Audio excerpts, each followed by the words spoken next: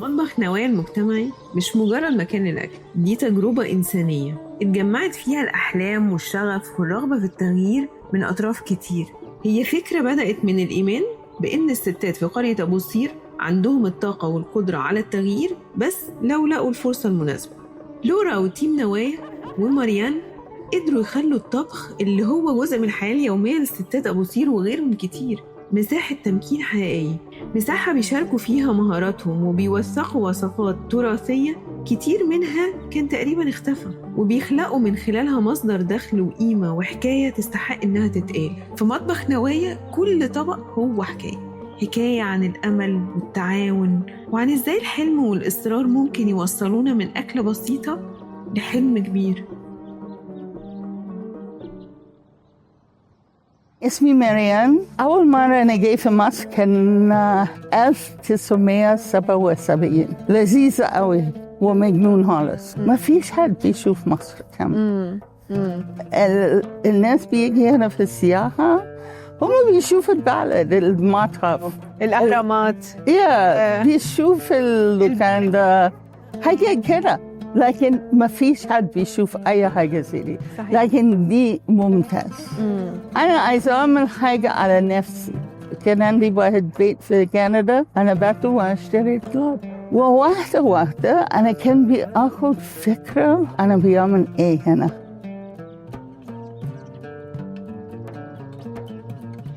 أنا هدير أحمد، بشتغل في نوايا من 2018 كمديرة للمشاريع. نوايا هي اسم على مسمى زي ما بيقولوا، فنوايا هي النوايا بتاعت البلح. برضو نوايا هي من النية good intentions، فدايما ان احنا بيبقى عندنا النية ان يبقى في مكان للأصل بتاعه يكون ظاهر، والنوايا بتاعت الذرة، فإن في كل مكان يقدر ان يبقى في نواة منها الناس بتعمل مشاريع، بتعمل أفكار ابتكارية من الحاجات اللي موجودة عندهم في المنطقة. أنا اسمي محمد يسري، شغال في نوايا بقالي 4 سنين، مسؤول عن التواصل المجتمعي مع المجتمع والتشبيك مع المزارع أو ناس تيجي تشتغل معانا. لما جيت نوايا حسيت إن هي بتجمع ما بين كل الحاجات اللي أنا بحبها في حياتي، سواء كان الطبخ لأن أنا بحب الطبخ من وأنا صغير، وبين التراث وإن أنا أتعلم عن أكلات جديدة وأعرف أصل الأكلة إيه. فكنت مهتم وحسيت إن أنا بحط كل الخبرات بتاعتي فيها، فحسيت ان انا دوري هنا هقدر ان انا اعمل كل اللي انا اكتسبته في خبراتي في حياتي مع السيدات هنا. من بعد 2014 ابتدى تركيزنا اكتر يروح ناحية الشغل مع الستات.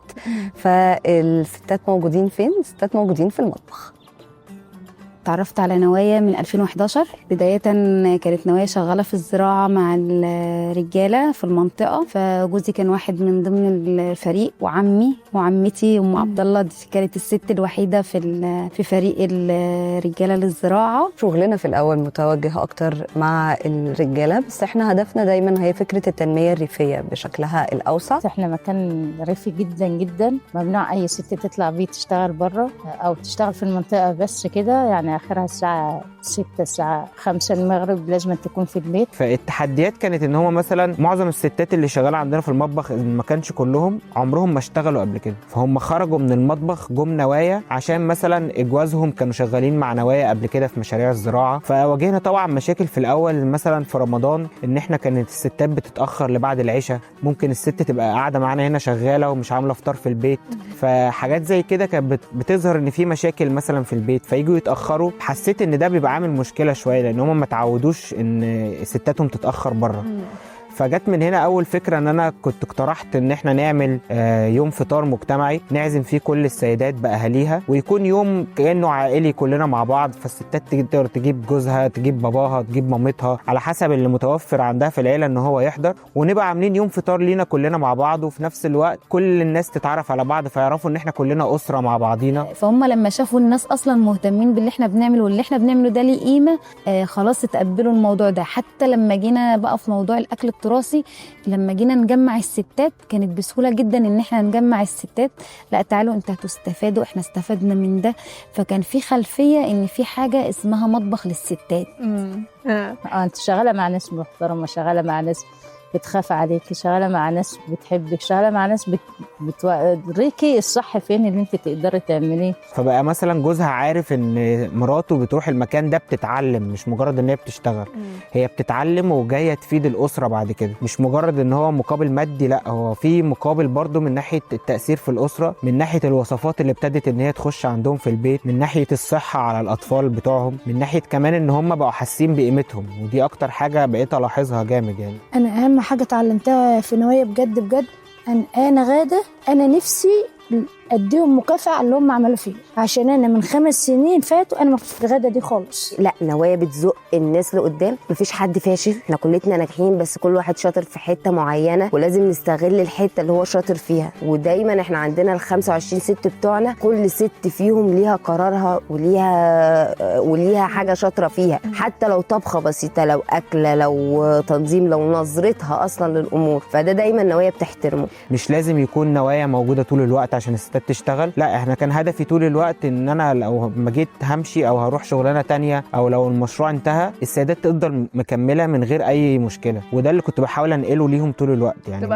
تبقوا ضيوف بالنسبه لهم، بالظبط. بقيتوا انتوا اصحاب بالظبط. كان هم بقوا اصحاب المكان ويقدروا هم اللي يشتغلوا. وفي نفس الوقت كان عندنا هدف ان احنا عايزين السيدات تشتغل بشكل جماعي، مش عايزين كل واحده تكون شغاله لوحدها. فمن هنا جت فكره صندوق الادخار والتمويل التعاوني اللي ده اتعمل مع السيدات. وفكره الصندوق ببساطه ان هي بتخلي كل الستات تقدر ان هي تشتغل على مشروع واحد مع بعض، يعرفوا يقسموا نفسهم، مين هيسوق، مين هيبيع، مين هينتج، مين هيبقى مسؤول بس ان هو يجيب الخامات بسعر رخيص لان هو عنده اكسس ان هو يقدر يشتري ده من السوق. فقدرنا ان احنا نعمل ده معاهم، وبالفعل بقى لهم 1.5 سنة شغالين في الصندوق. قدروا ان هم يشتغلوا على مشاريع تربيه فراخ وتربيه بط، ال 25 سيده كلهم بيشتغلوا مع بعض. قدروا ان هم يطلعوا ارباح لنفسهم ويقدروا ان هم يوزعوا على بعض بشكل تشاركي. عرفت ان انا اقدر اخليهم يكونوا معتمدين على نفسهم، ما يبقاش طول الوقت هو محتاج المسؤول في المؤسسه ان هو يكون موجود معاه طول الوقت، لا هم عملوا انتخابات بشكل ما بينهم كان بشكل جميل جدا. طلع منهم رئيس مجلس اداره ومسؤول للحسابات،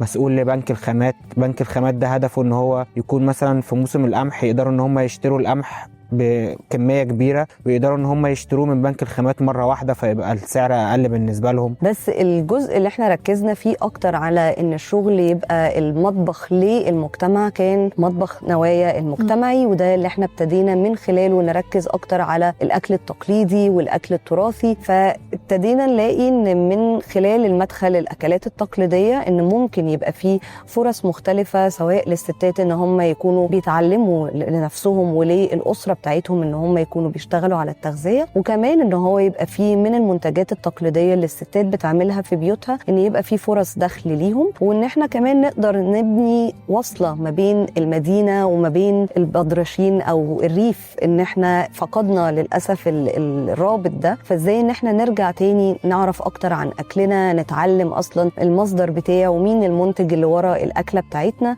كل ده بنقدر ان احنا نعمله من خلال بس الباب بتاع الاكل. فدي كانت في البداية، وبعد كده بقينا نطلع من الستات دي ايه اكتر اكلة عارفينها من زمان، ايه الاكلة اللي كنتوا اجدادكم او والدتك او جدتك بتعملها وانتي كنت بتحبيها. فابتدينا نطلع كل الوصفات دي منهم، وجينا هنا المطبخ عملنا يوم مجتمعي.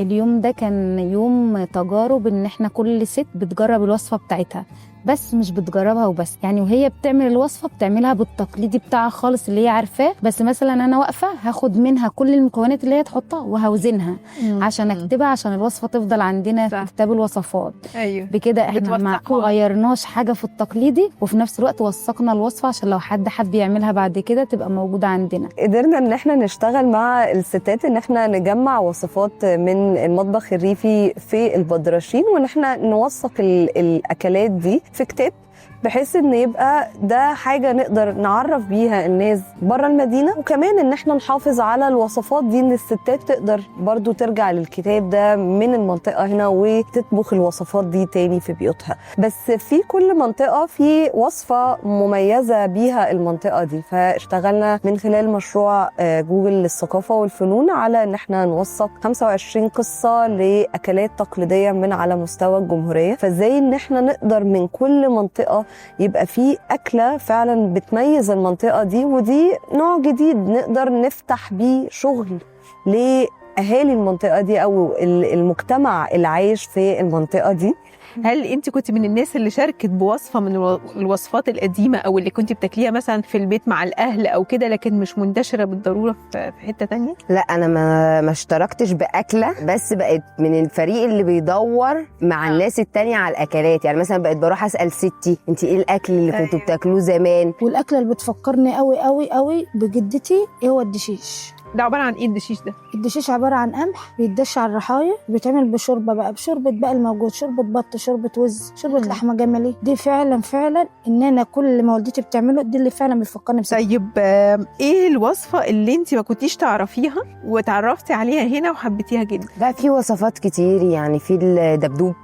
ده ايه ده بقى؟ ده واحدة عملته من بيعملوه بعد خبيز العيش الذرة، اللي هو بيبقى حاجة حلوة بتتعمل وتتخبز في الفرن على شكل الدبدوب وبتتاكل مع العسل النحل. انا فعلا فعلا انا بقول لك انا فلاحه وكل حاجه كانت قدام، بس الحاجه الوحيده اللي عمري في حياتي ما اكلتها الا هنا الخبيزه. كانت عندنا في الارض متوفره وكنا بنقلعها ونبيعها، بس انا ما كنتش اعرف ان هي طعمها كده بجد حلوه. ايوه قلت وانا كنت بقول عليها لا ازاي وهي طعمها حلوه قوي كده.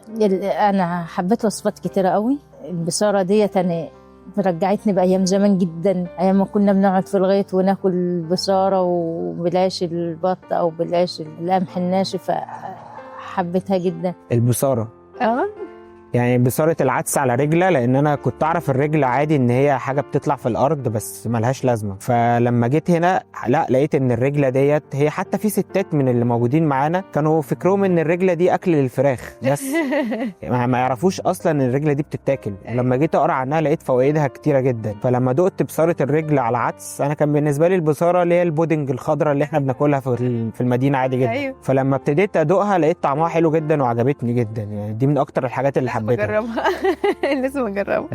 تقدري توصفي الاكل اللي بيطلع من نوايا ومن السيدات اللي بيشاركوا في المطبخ بايه؟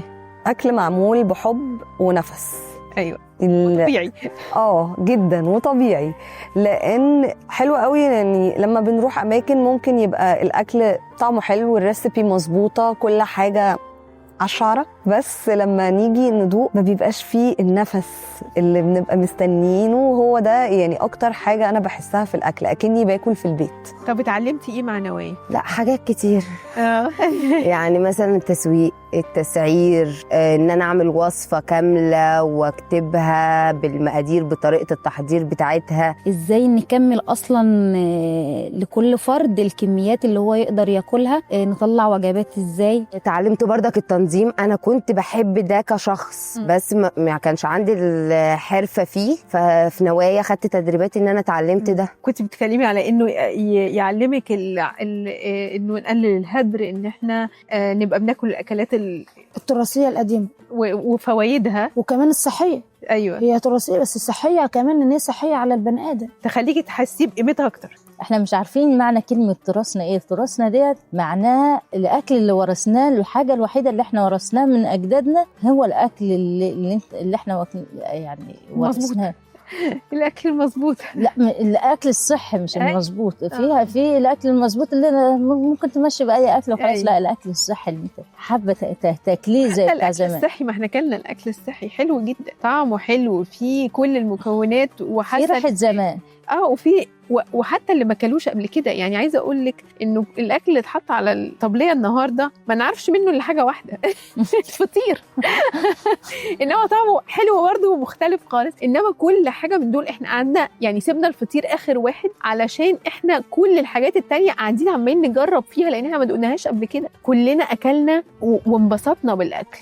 نوايا غيرت فيا حاجات كتير ليها علاقه مثلا بنظرتي للاكل نفسه. يعني انا الاول مثلا ما كنتش هاكل اكل بيسموه عندنا ارداحي اللي هو من غير لحم وفراخ، ما كنتش هاكل. لكن اكتشفت ان في اكلات كتير طعمها احلى بكتير من غير لحم وفراخ. من ناحيه تانية ان انا اشتغل مع سيدات يعني بيحسوا بقيمه الحاجه قوي، بيقدروها. ده كان بالنسبه لي حاجه مهمه جدا. من الحاجات برضو اللي غيرتها فيها نوايا ان انا بقيت احب الطبيعه اكتر. ما بقيتش اقدر ان انا اقعد في المدينه كتير. يعني انا لو جيت قعدت اسبوع مثلا ما بجيش المزرعه ببقى حاسس ان في حاجه ناقصاني. قولي لي ايه اكتر التعليقات اللي سمعتيها كانت ظريفه واقبال الناس بيبقى عليها عامل ازاي؟ يعني اكتر من الناس اللي بتيجي من المدينه وانا من ضمنهم. يعني انا كانت بالنسبه لي اصلا هي تجربه نوايا ان انا بشتغل في مكان مريح نفسيا. يعني ده اكتر تعليق يعني دايما بسمعه، ان هو احنا اول ما بنيجي هنا احنا كلنا بنبقى ابطأ.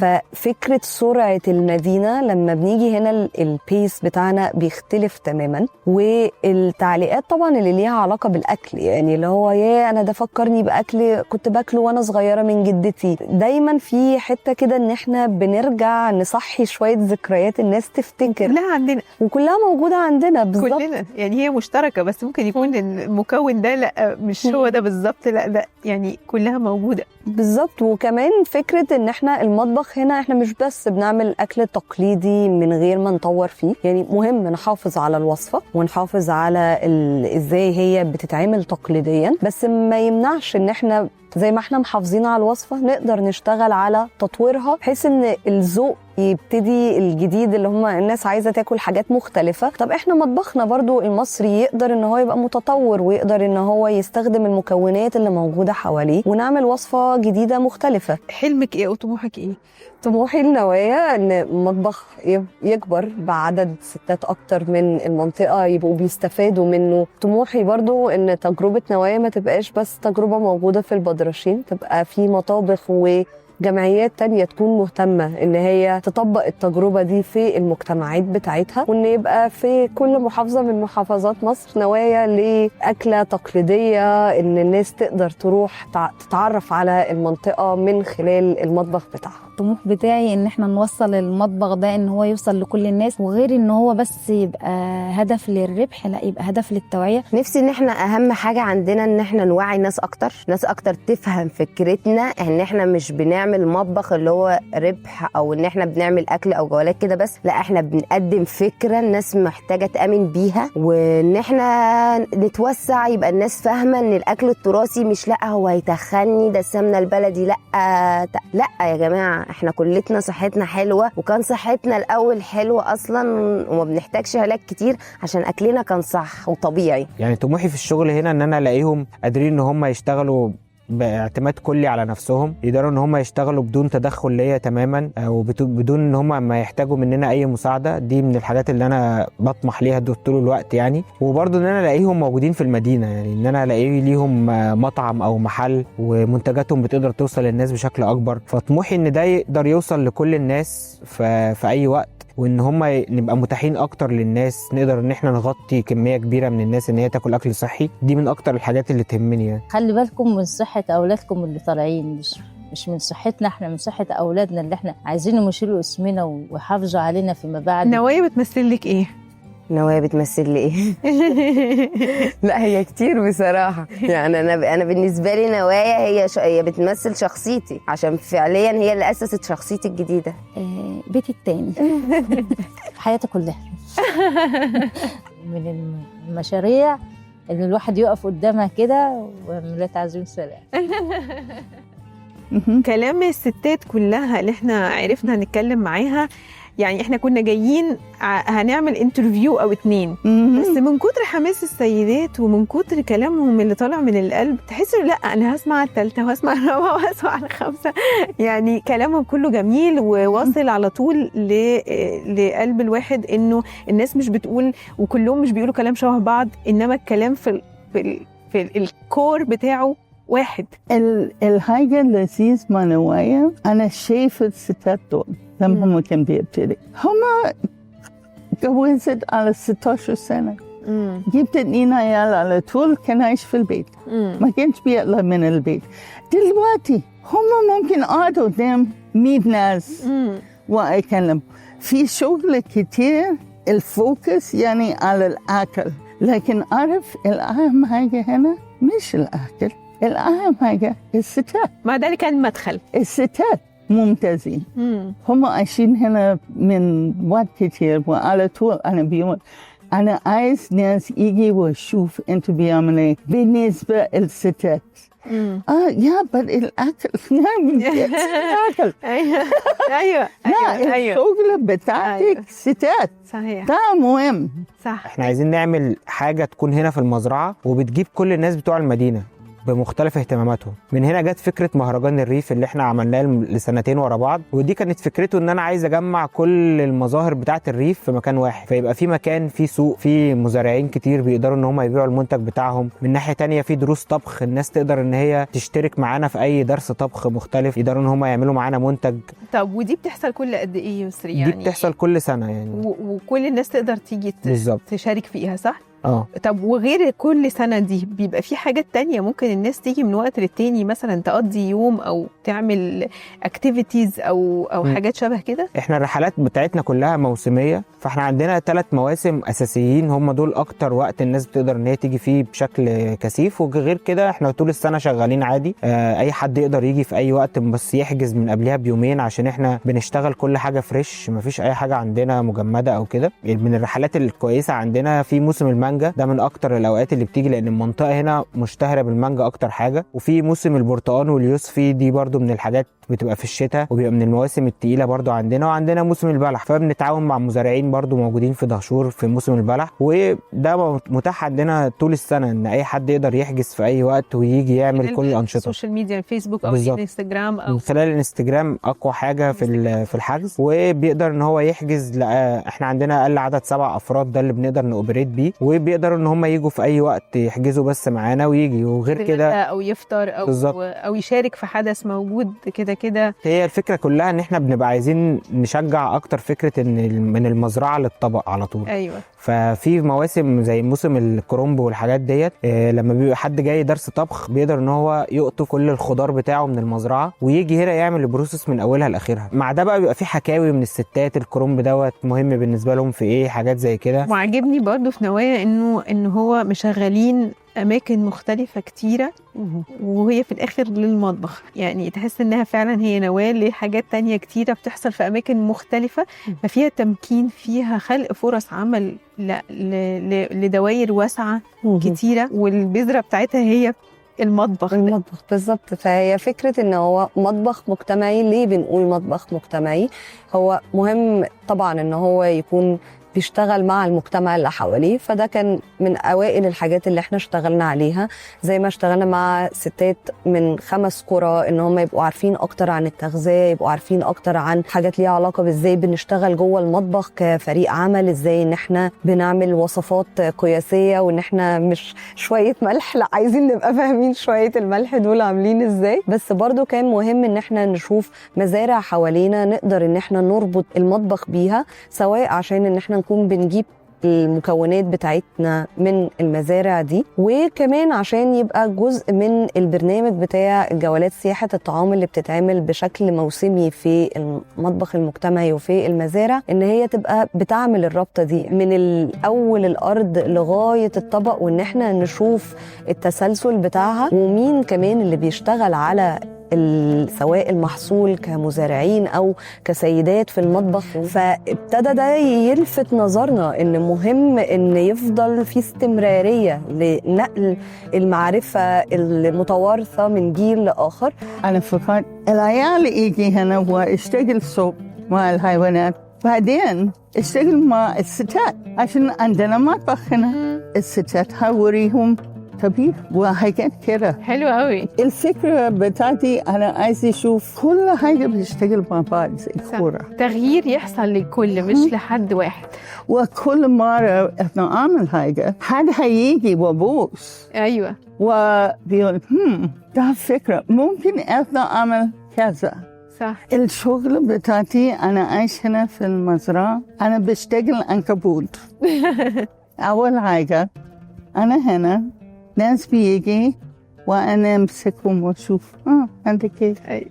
التاني حاجة مهم، إحنا الحميرة بتاع العيش مش هيكبر بدون حميرة. أنا كبير في السن، عندي 76 سنة، ودلوقتي إحنا بنعمل الأزمة نفسه مؤسسة، والمؤسسة عنده الأرض عشان ما فيش حد ممكن يجي هنا وأوصل شجر أو ابني حاجة غبي. ده هيكون هنا. بعدين ناس عندهم فكرة هم عايزين يجاروا، ممكن أنا أجار حتى، لكن مهم جدا القلب بتاعهم في المكان مظبوط. صح. I had الأب good intentions. أكتر من good intentions. Yes. Yeah. Yeah. عايزين حاجة يعني أجمل شوية. صح.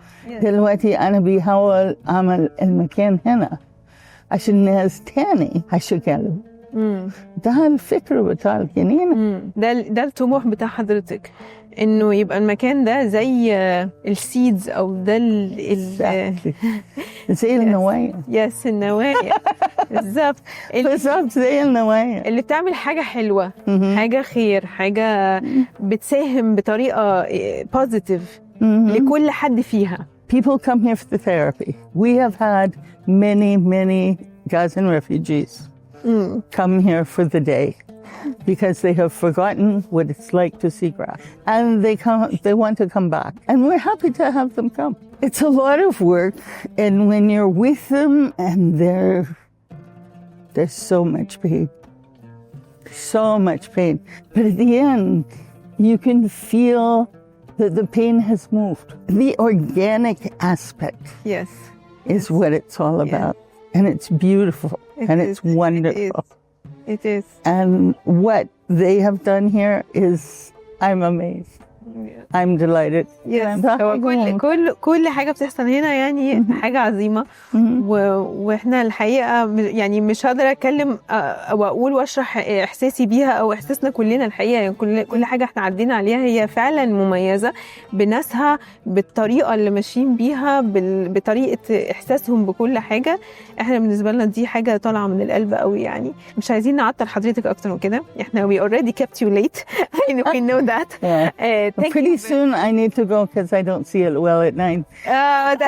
That's another reason. Big reason. Thank you very much. Come back again. Yes, we'll do. Definitely. Please, by all means. Yes. Yeah. Yes. We're very happy. For me, I look at it like when you come, we're making friends. Of course. And you will come back.